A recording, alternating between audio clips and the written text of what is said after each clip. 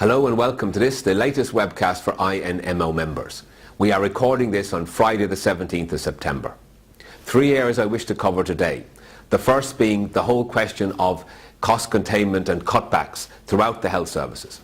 In recent weeks it has become very obvious to us that the HSE is very biased towards disproportionately hitting frontline staff in its attempt to live within budget and so on. So the cuts affect temporary nurses, temporary midwives, other frontline staff, with no attempt being made to involve the totality of the workforce.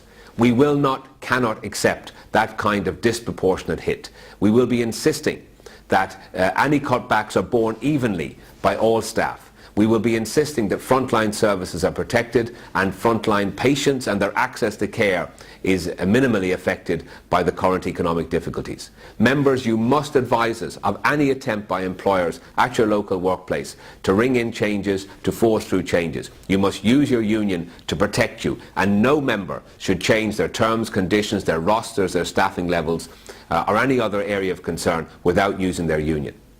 The second issue is we are pleased to note that the Labour Court, in a recommendation issued yesterday, Thursday, the 16th of September, has upheld our view that the HSE West cannot unilaterally depart from the national agreement with regard to student nurse replacement.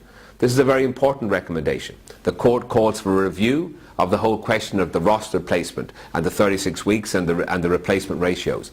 But it has upheld our view that no one employer can depart from a national agreement, and a national agreement must be honoured by all. The third area I want to advise members of is that following a recent meeting with the Minister, she has confirmed that the Nurses and Midwives Bill will be brought to committee stage with some amendments from her on or around the 29th, 30th of September.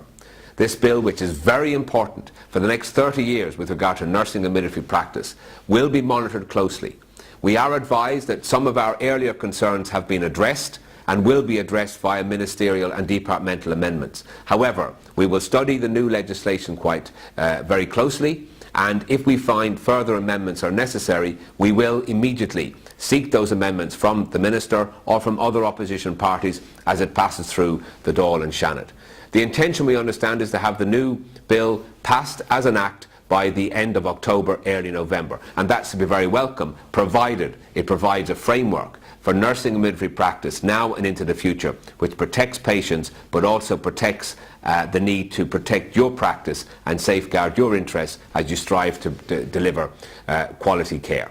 So again, use the union, use the website, read the notice boards, but most of all, do not agree to any changes at local level without prior consulting with this union, consulting with your organisation.